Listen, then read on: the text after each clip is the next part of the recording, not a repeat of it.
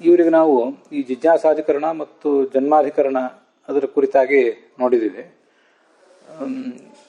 ಈ ಜಿಜ್ಞಾಸಾಧಿಕರಣ ಮತ್ತು ಜನ್ಮಾಧಿಕರಣ ಇದರ ಕುರಿತಾಗಿ ಶಂಕರಾಚಾರ್ಯ ಏನು ಹೇಳ್ತಾರೆ ಮತ್ತು ರಾಮಾನುಜಾಚಾರ್ಯ ಏನು ಹೇಳ್ತಾರೆ ಅಂತ ಅನ್ನೋದನ್ನು ಸ್ವಲ್ಪ ನಾವು ಸ್ಥೂಲವಾಗಿ ಅವಲೋಕಿಸಬೇಕು. ಇದಕ್ಕಾಗಿ ಆಯಾ ಗ್ರಂಥಗಳನ್ನೇ ನಾವೇನು ತೆರೆದು ನೋಡಬೇಕಾದ ಅಗತ್ಯ ಇಲ್ಲ. ನಮ್ಮ ಗುರುಗಳು ಹರಿದಾಸ ಭಟ್ಟಾಚಾರ್ಯರು ಈ ಬ್ರಹ್ಮಸೂತ್ರ ಭಾಷ್ಯವನ್ನು ಅನುವಾದಿಸುವಾಗ ಈ ಕೆಲವು ವಿಷಯಗಳನ್ನು ಕೂಡ ತಗೊಂಡಿದ್ದಾರೆ. ಶಾಂಕರ ಭಾಷ್ಯದ ಅರ್ಥ, ರಾಮಾನುಜ ಭಾಷ್ಯದ ಅರ್ಥ, ಸಂಕ್ಷಿಪ್ತವಾದ ಅರ್ಥ, ಮತ್ತು ಚಂದ್ರಿಕಾದಲ್ಲಿ ಅದಕ್ಕೆ ಮಾಡಿರುವಂಥ ವಿಮರ್ಶೆ ಅದನ್ನು ಅವ್ರು ಹೇಳಿದ್ದಾರೆ. ಹಾಗಾಗಿ ಸ್ವಲ್ಪ ಸಂಕ್ಷಿಪ್ತವಾಗಿ ಅದನ್ನು ನೋಡಿದರೆ ಅನುಕೂಲ. ಆ ಪುಸ್ತಕದಲ್ಲಿ ಅಖಿಲ ಭಾರತ ಮಹಾದ್ವ ಮಹಾಮಂಡಲದಿಂದ ಪ್ರಕಟವಾಗಿರುವ ಸರ್ವಮೂಲ ಗ್ರಂಥಾವಳಿಯ ಪುಸ್ತಕದಲ್ಲಿ, ಅದು ಬ್ರಹ್ಮಸೂತ್ರ ಭಾಷ್ಯ ಪುಸ್ತಕದಲ್ಲಿ 28ನೇ ಪುಟ, ಶಾಂಕರ ಭಾಷ್ಯದ ಪ್ರಾರಂಭದಲ್ಲಿ ಜಗತ್ತು ಮಿಥ್ಯ ಮತ್ತು ಜೀವರೆಲ್ಲ ಬ್ರಹ್ಮಸ್ವರೂಪರು ಅಂತ ಪ್ರತಿಪಾದನೆ ಮಾಡಿದ್ದಾರೆ. ಒಟ್ಟಾರೆ ಶಾಂಕರ ಭಾಷ್ಯ ಏನಿದೆ ಅದರ ಆರಂಭದ ಈ ಭಾಗಕ್ಕೆ ಅಧ್ಯಾಸ ಭಾಷ್ಯ ಅಂತ ಹೆಸರು. ಉಪನಿಷತ್ತುಗಳು, ಈ ಉಪನಿಷತ್ತುಗಳ ವೇದಗಳ ತಾತ್ಪರ್ಯ ಏನು? ನಿರ್ಗುಣವಾದಂತಹ ಆತ್ಮತತ್ವ ಅಂದ್ರೆ ಬ್ರಹ್ಮ, ಅದೊಂದು ಮಾತ್ರ ಸತ್ಯ ಅಂತ ಅನ್ನೋದು ಅವುಗಳ ತಾತ್ಪರ್ಯ. ಆದರೆ ನಮಗೆ ಅನುಭವದಿಂದ ಈ ಆತ್ಮನಲ್ಲಿ ಅಂದ್ರೆ ನಮ್ಮಲ್ಲಿ ನಾವೇ ಬ್ರಹ್ಮ, ಆದ್ದರಿಂದ ಅನೇಕ ಗುಣದೋಷಗಳಿರುವುದು ಅನುಭವ ಸಿದ್ಧ ಆಗಿದೆ. ಆದರೆ ಉಪನಿಷತ್ತು ಮಾತ್ರ, ಶಾಸ್ತ್ರ ಮಾತ್ರ ಅವನನ್ನ ನಿರ್ಗುಣ ಅಂತ ಹೇಳ್ತಿದೆ. ಆದ್ದರಿಂದ ಅನುಭವಕ್ಕೆ ವಿರುದ್ಧವಾದ ಸಂಗತಿಯನ್ನು ಶಾಸ್ತ್ರ ವರ್ಣನೆ ಮಾಡಿದರೆ ಅದನ್ನು ನಾವು ಸ್ವೀಕಾರ ಮಾಡುವುದು ಹೇಗೆ? ಅದಕ್ಕಾಗಿ ಏನು ಮಾಡಬೇಕು? ಈ ಜಗತ್ತನ್ನೆಲ್ಲ ಮಿಥ್ಯಾ ಅಂತ ಹೇಳುವುದು ಯಾಕೆ? ಜಗತ್ತನ್ನು ಮಿಥ್ಯಾ ಅಂತ ಹೇಳುವುದರ ಉದ್ದೇಶ ಏನು? ಮತ್ತೆ ನಮ್ಮಲ್ಲಿ ಕಾಣ್ತಾ ಇರುವಂತಹ ಸುಖ ದುಃಖ ಇತ್ಯಾದಿ ಗುಣಗಳು ಇವೆಲ್ಲವೂ ಕೂಡ ಮಿಥ್ಯಾ ಅಂತ ಹೇಳಿಬಿಡ್ಬೇಕು. ಜಗತ್ತು ಮಿಥ್ಯಾ, ಆತ್ಮನ ಗುಣದೋಷಗಳು ಮಿಥ್ಯಾ ಅಂತ ಈ ಬ್ರಹ್ಮಸೂತ್ರ ಭಾಷ್ಯದ ಪ್ರಾರಂಭದ ಭಾಗದಲ್ಲಿ ಅಧ್ಯಾಸ ಭಾಷ್ಯದಲ್ಲಿ ಶಂಕರಾಚಾರ್ಯರು ಪ್ರತಿಪಾದಿಸಿದ್ದಾರೆ. ಆದ್ದರಿಂದ ನಿರ್ಗುಣವಾದಂತಹ ಆತ್ಮತತ್ವದ ಆ ಒಂದು ಕಲ್ಪನೆಗೆ ದಾರಿ, ಅದ್ರ ಕಲ್ಪನೆಗೆ, ಅದರ ಮನವರಿಕೆಗೆ, ಅದನ್ನ ನಾವು ಮನವರಿಕೆ ಮಾಡಿಕೊಳ್ಳಿಕ್ಕೆ ದಾರಿ ಸುಗಮ ಆಗ್ತದೆ ಅಂತ. ಹೀಗೆ ಆ ಅಧ್ಯಾಸ ಭಾಷ್ಯ ಅನ್ನೋದು ಬ್ರಹ್ಮಸೂತ್ರಗಳಿಗೆ ಒಂದು ಉಪೋದ್ಘಾತ ರೂಪವಾಗಿದೆ ಅಂತ ಅಭಿಪ್ರಾಯ ಪಡ್ತಾರೆ. ಯುಷ್ಮದಸ್ಮತ್ ಪ್ರತ್ಯಯ ಗೋಚರಯೋ ವಿಷಯಿಣೋ ತಮಃ ಪ್ರಕಾಶವದ್ ವಿರುದ್ಧ ಸ್ವಭಾವಯೋ ಅಂತ ಹೀಗೆ ಆ ಬ್ರಹ್ಮಸೂತ್ರ ಭಾಷ್ಯ ಪ್ರಾರಂಭ ಕಾಣ್ತದೆ.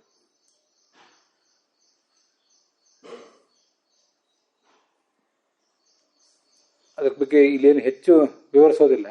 ಅಹಂ ಮಮೇದಂ ಹೀಗೆಲ್ಲ ನೈಸರ್ಗಿಕವಾದಂತಹ ಲೋಕ ವ್ಯವಹಾರ ಇದೆ.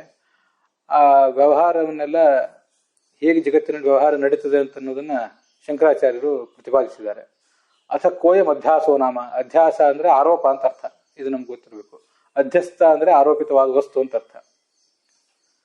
ಅದ್ರ ಬಗ್ಗೆನೂ ಕೂಡ ಶಂಕರಾಚಾರ್ಯ ಹೇಳಿದ್ದಾರೆ. ಈ ಪೂರ್ವ ಪಕ್ಷ ಮತ್ತು ಸಿದ್ಧಾಂತ, ಶಂಕರ ಭಾಷೆಗೆ ಸಂಬಂಧಪಟ್ಟಂತೆ ಪೂರ್ವ ಪಕ್ಷ ಮತ್ತು ಸಿದ್ಧಾಂತ ಹೀಗೆ ಕಂಡು ಬರ್ತದೆ. ಎಲ್ರಿಗೂ ಕೂಡ ಆತ್ಮತತ್ವದ ಜ್ಞಾನ ಇದ್ದೇ ಇದೆ. ಆದರೆ ಅಂತಹ ಆತ್ಮ ಅವನು ಯಾರು, ಅವನ ಸ್ವರೂಪ ಏನು ಅಂತ ಹೀಗೆಲ್ಲ ಜಿಜ್ಞಾಸೆ ಬರ್ತದೆ. ಕೆಲವರು ದೇಹವನ್ನೇ ಆತ್ಮ ಅಂತಾರೆ, ಕೆಲವರು ದೇಹದಲ್ಲಿರುವಂತಹ ಇಂದ್ರಿಯಗಳನ್ನ ಇತ್ಯಾದಿ ಸಂಗತಿಗಳನ್ನೇ ಆತ್ಮ ಅಂತಾರೆ. ದೇಹೇಂದ್ರಿಯಕ್ಕಿಂತಲೂ ಭಿನ್ನನಾದ ಆತ್ಮ ಒಬ್ಬ ಇದ್ದಾನೆ ಅಂತ ಹೇಳುವವರು ಅನೇಕ ಜನ ಆಸ್ತಿಕರು ಇದ್ದಾರೆ. ಆದರೆ ಅವರಲ್ಲೂ ಕೂಡ ಆ ಆತ್ಮನಲ್ಲಿ ಕ್ರಿಯಾಶಕ್ತಿ ಜ್ಞಾನಶಕ್ತಿ ಅವೆರಡೂ ಇದೆ ಅಂತ ಕೆಲವರು ಹೇಳಿದ್ರೆ, ಕೆಲವರು ಕ್ರಿಯಾಶಕ್ತಿ ಇಲ್ಲ ಅಂತಾರೆ, ಜ್ಞಾನಶಕ್ತಿ ಮಾತ್ರ ಇದೆ ಅಂತಾರೆ. ಹೀಗೆ ಅನೇಕ ಮತ ಸಿದ್ಧಾಂತಗಳ ಒಂದು ಗೊಂದಲ ಇದೆ.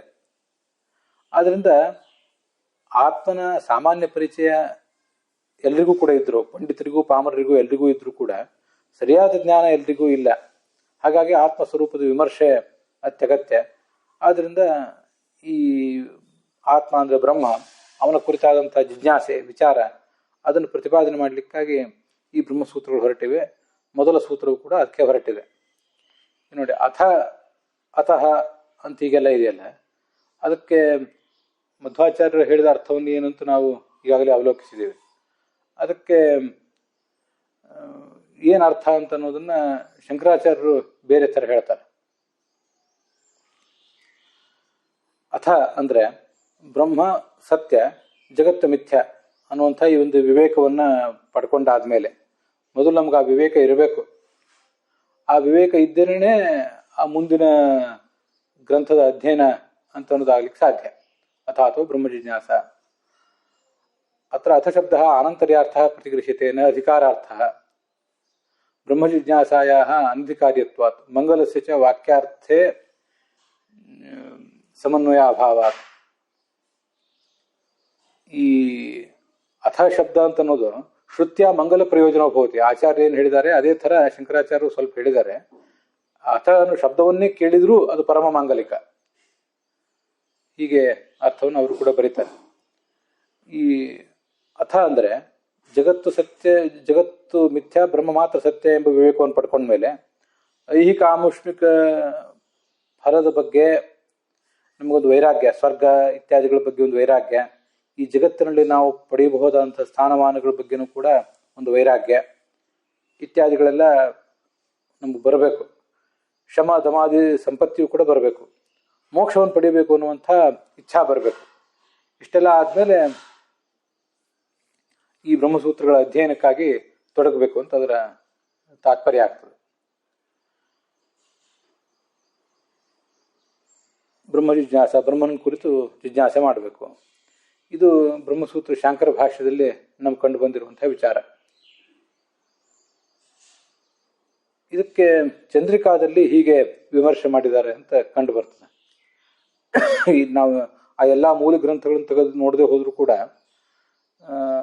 ಶಾಂಕರ ಗ್ರಂಥದಲ್ಲಿ ಏನು ಹೇಳಿದ್ದಾರೆ, ರಾಮಾನುಜ ಗ್ರಂಥದಲ್ಲಿ ಏನು ಹೇಳಿದ್ದಾರೆ, ಹಾಗೆ ಅದಕ್ಕೆ ವಿಮರ್ಶೆಯನ್ನು ಚಂದ್ರಿಕಾಚಾರ್ಯರು, ವ್ಯಾಸರಾಜರು ಏನು ಹೇಳ್ತಾರೆ ಅನ್ನೋದನ್ನೆಲ್ಲ ಸುಲಭವಾಗಿ ನಮಗೆ ನೋಡ್ಲಿಕ್ಕೆ ಸಾಧ್ಯ ಆಗಿದೆ.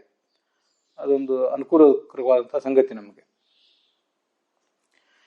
ಈಗ ಈ ಜಗತ್ತೆಲ್ಲವೂ ಅಧ್ಯಸ್ಥ, ಆರೋಪಿತ ಅಂತ ನೀವು ಹೇಳಿದ್ರಿ.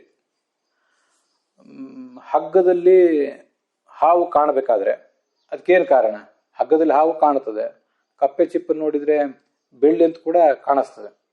ಈ ಥರ ಎಲ್ಲ ಕಾಣಿಸ್ತದೆ, ಕಾಣಿಸೋದ್ರ ಬಗ್ಗೆ ಏನು ವಿವಾದ ಇಲ್ಲ.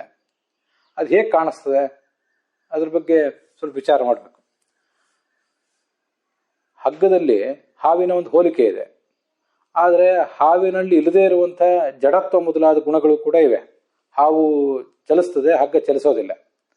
ಆದರೆ ಆ ಕತ್ತಲಲ್ಲಿ ಹಗ್ಗ ನೋಡಿದಾಗ ಹಾವಿನ ಹೋಲಿಕೆ ಕಾಣಿಸ್ತದೆ ಹೊರತು ಆ ಜಡತ್ವ ಮೊದಲಾದ ಅಸಾಧಾರಣ ಗುಣಗಳ ಪರಿಚಯ ನಮ್ಗಾಗೋದಿಲ್ಲ. ಅವಾಗ ಅದಾಗದೆ ಹೋದಾಗ ಹಾವಿನ ಹೋಲಿಕೆ ಮಾತ್ರ ಕಂಡು ಹಾವು ಅಂತ ಭ್ರಮೆ ಬರ್ತದೆ. ಅದೇ ಬೆಳಕಿನಲ್ಲಿ ನೋಡಿದಾಗ ಆ ಹಗ್ಗದ ಅಸಾಧಾರಣ ಧರ್ಮವು ಕೂಡ ನಮಗೆ ತಿಳಿದು ಬರ್ತದೆ.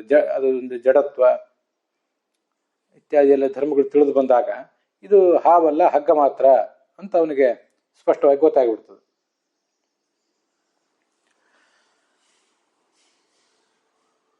ಹೀಗೆ ಕತ್ತಲಲ್ಲಿ ನೋಡಿದಾಗ ಮಾತ್ರ ಹಗ್ಗ ಹಾವಾಗಿ ಕಂಡಿತೆ ಹೊರತು ಬೆಳಕಿನಲ್ಲಿ ನೋಡಿದಾಗ ಹಗ್ಗ ಹಾವಾಗಿ ಕಾಣಿಸೋದಿಲ್ಲ.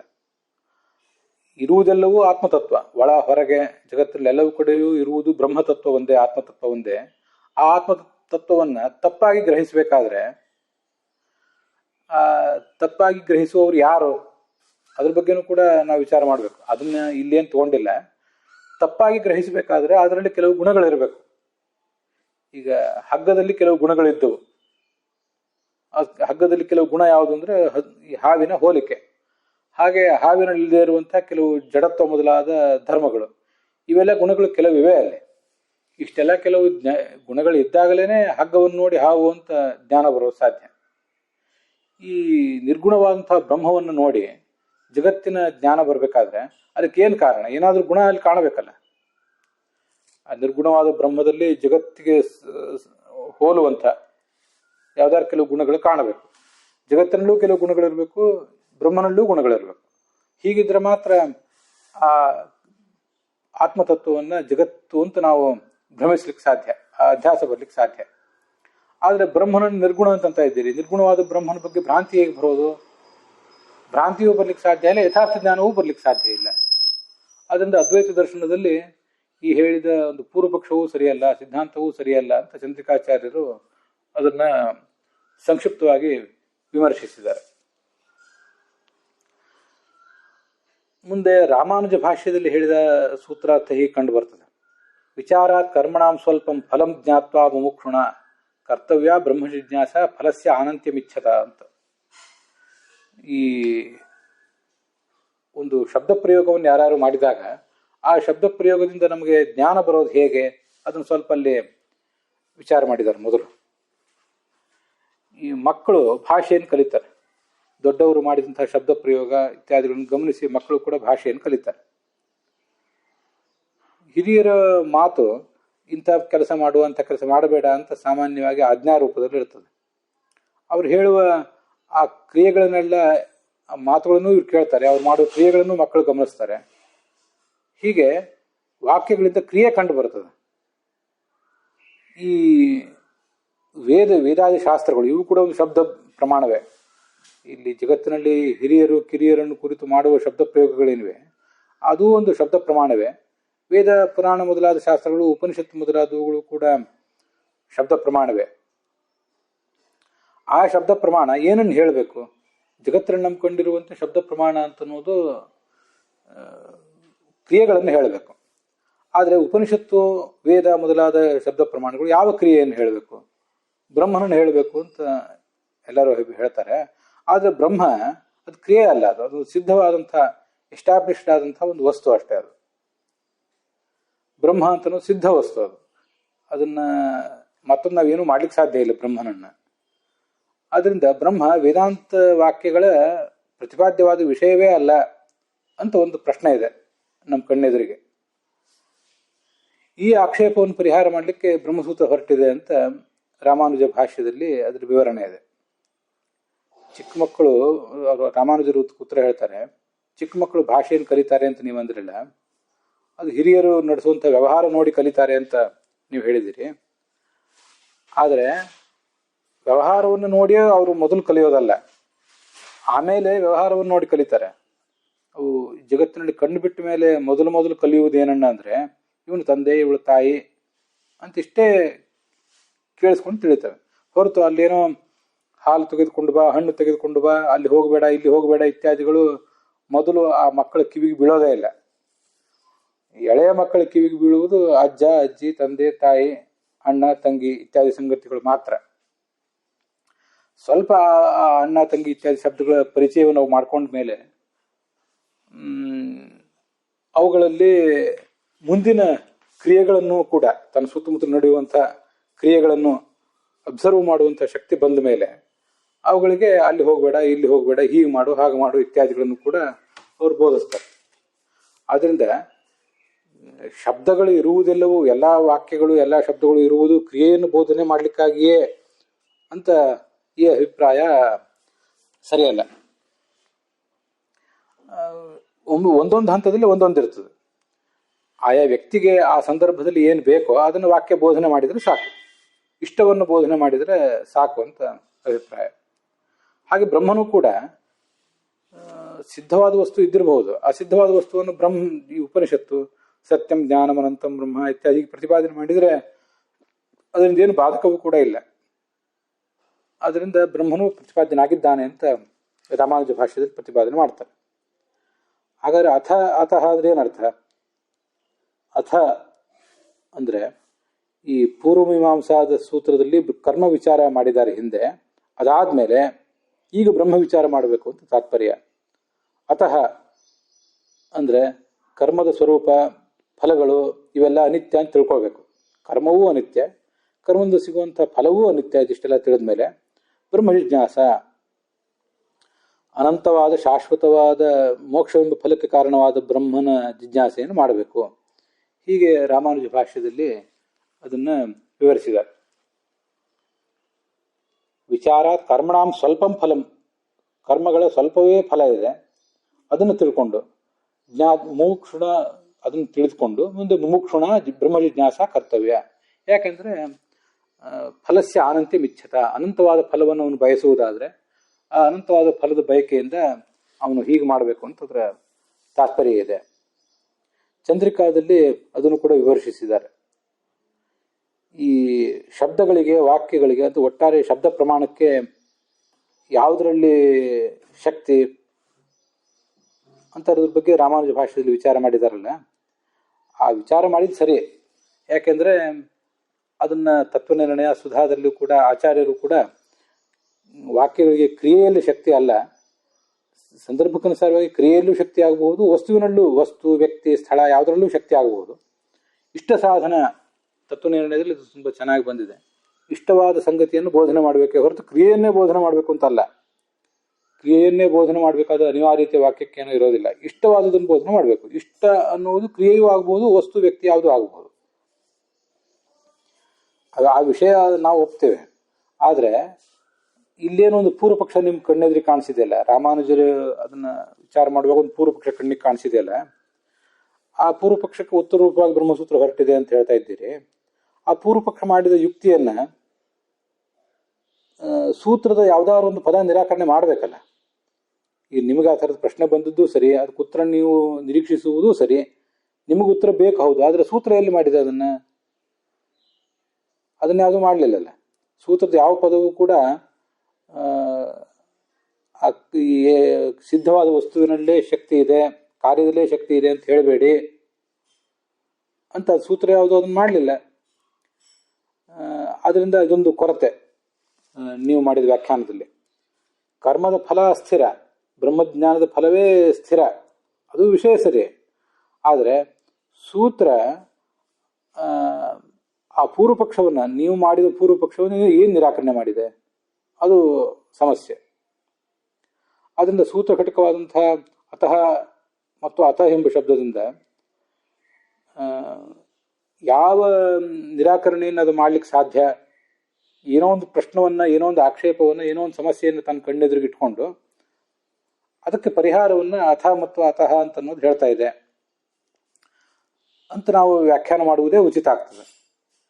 ಅದಕ್ಕೆ ತಕ್ಕಂತೆ ಪೂರ್ವ ಪಕ್ಷ ಮಾಡಬೇಕು, ಅದಕ್ಕೆ ತಕ್ಕಂತೆ ಸಿದ್ಧಾಂತಗಳನ್ನು ಮಾಡಬೇಕು. ಈಗ ನೀವು ಮಾಡಿದ ಹಾಗಾಗಲಿಲ್ಲ, ಆದ್ದರಿಂದ ಇದು ಸರಿಯಲ್ಲ ಅಂತ ಅದರ ತಾತ್ಪರ್ಯ ಇದೆ. ಅದು ಹೀಗೆ ನಮ್ಗೆ ಈಗಾಗಲೇ ಗೊತ್ತಿರುವಂತೆ ಬ್ರಹ್ಮಸೂತ್ರಗಳಿಗೆ 21 ಭಾಷ್ಯಗಳಿವೆ. ಓಂ ಅಥಾತೋ ಬ್ರಹ್ಮ ಜಿಜ್ಞಾಸ ಓಂ ಅಂತ ಸೂತ್ರವನ್ನು ಕಣ್ಣೆದುರಿಗೆ ಇಟ್ಕೊಂಡು ಕೂತಾಗ ಅನೇಕ ಜನ ಭಾಷ್ಯಕಾರರಿಗೆ ಅನೇಕ ರೀತಿಯಾದಂಥ ಪೂರ್ವ ಪಕ್ಷಗಳು ಬಂದಿರ್ತವೆ. ಇದು ನಮಗೂ ಎಲ್ಲಿಗೂ ಕೂಡ ಅನುಭವಿಸಿದ್ದ.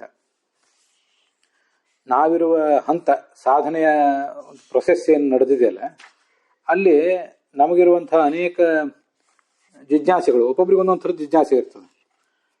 ಅದು ಆ ದೃಷ್ಟಿಯಲ್ಲಿ ಅವ್ರು ಕಾಣ್ತಾರೆ. ಇದು ಶಾಸ್ತ್ರ ಕಣ್ಣೆದುರಿಗೆ ಮಾತ್ರ ಅಲ್ಲ, ನಮ್ಮ ಎದುರಿಗೆ ಯಾವುದೋ ಒಂದು ವ್ಯಕ್ತಿ ಬಂದರೆ, ಒಂದು ವಸ್ತು ಬಂದರೆ, ಒಂದು ಸ್ಥಳ, ಒಂದು ಕಾಲ, ದೇಶ, ಏನೇ ಬಂದರೂ ಕೂಡ ಪ್ರತಿಯೊಬ್ಬನೂ ಕೂಡ ಅದನ್ನು ತನ್ನದೇ ಆದ ದೃಷ್ಟಿಕೋನದಿಂದ ನೋಡ್ತಾನೆ. ಬ್ರಹ್ಮಸೂತ್ರಗಳನ್ನು ಕೂಡ ಅವರವರು ತಮ್ಮದೇ ಆದ ದೃಷ್ಟಿಕೋನಗಳಿಂದ, ಆ ದೃಷ್ಟಿಕೋನಗಳು ತಪ್ಪಾಗಿರ್ಬೋದು, ನಿರಾಧಾರ ಆಗಿರ್ಬೋದು. ಆದರೆ ಒಂದೇನೋ ಪ್ರಾಬ್ಲಮ್, ಸಮ್ ಫಿಲಸಾಫಿಕಲ್ ಪ್ರಾಬ್ಲಮ್ಸ್ ಏನಿರ್ತವೆ ಅಂತ ಯಾವುದೋ ಒಂದು ಪ್ರಾಬ್ಲಮ್ ಕಣ್ಣೆದುರಿಗೆ ಬಂದಾಗ ಅದಕ್ಕೆ ಉತ್ತರವನ್ನು ಕಂಡುಕೊಳ್ಳುವಂಥ ಪ್ರಯತ್ನವನ್ನು ಅವರಲ್ಲಿ ಮಾಡ್ತಾರೆ. ಕೆಲವು ಕಡೆ ಅದು ಸರಿಯಾಗಬಹುದು, ಕೆಲವು ಕಡೆ ಅದಾಗದೇ ಇರಬಹುದು. ಇದು ಮನುಷ್ಯನ ಆ ಸ್ವಭಾವದ ಭಿನ್ನತೆ, ಅವನ ಪ್ರವೃತ್ತಿಯ ಭಿನ್ನತೆಯನ್ನು ತೋರಿಸ್ತದೆ. ಇದು ಈ ಜಿಜ್ಞಾಸಾಧಿಕರಣದ ಬಗ್ಗೆ ಶಾಂಕರ ಮತ್ತು ರಾಮಾನುಜ ಭಾಷ್ಯಗಳ ಅಭಿಪ್ರಾಯ ಮತ್ತು ಚಂದ್ರಿಕಾದ ವಿಮರ್ಶೆ. ಹೀಗೆ ಅಥ ಮತ್ತು ಅತಃ ಅನ್ನೋ ಶಬ್ದಗಳಿಗೆ ಶಂಕರರು ಮತ್ತು ರಾಮಾನುಜರು ಬೇರೆ ಬೇರೆ ಅರ್ಥಗಳನ್ನು ಹೇಳಿದ್ರಲ್ಲ, ಆ ಅರ್ಥಗಳು ಇಲ್ಲಿ ಪ್ರಸ್ತುತ ಅಲ್ಲ. ಅಥ ಅಂದರೆ ಅನಂತರ ಅಂತ ಅರ್ಥ. ಯಾವುದೇ ಒಂದು ಕೆಲಸ ಮಾಡುವಾಗ ಮೊದಲು ಅಥ ಅಂತ ಹೇಳಿದರೆ ಆ ಕೆಲಸವನ್ನು ಮಾಡಲಿಕ್ಕೆ ಬೇಕಾದ ಅಧಿಕಾರ, ಶಕ್ತಿ ಇತ್ಯಾದಿಗಳನ್ನು ಸಂಪಾದನೆ ಮಾಡಿದ ನಂತರ ಅಂತ ಅರ್ಥ. ಅತಃ ಅಂದರೆ ಅದಕ್ಕೊಂದು ಪ್ರಯೋಜನ ಇರುವುದರಿಂದ ಅಂತ ಅರ್ಥ. ಇದು ಹೆಚ್ಚು ಪ್ರಸ್ತುತ. ಹೊರತು ಕಾರಿತಾವಾದದ ನಿರಾಕರಣೆಯನ್ನು ಬ್ರಹ್ಮಸೂತ್ರ ಭಾಷ್ಯ ಈ ಮೊದಲ ಸೂತ್ರದಲ್ಲಿ ಮಾಡಲಿಕ್ಕೆ ಹೊರಟಿದೆ ಇತ್ಯಾದಿಗಳು ಉಚಿತ ಅಲ್ಲ ಅಂತ ತಾತ್ಪರ್ಯ ಅಷ್ಟೆ. ಅಲ್ಲಿಗೆ ಈ ಭಾಗ ಸಮಾಪ್ತ ಆಗಿದೆ.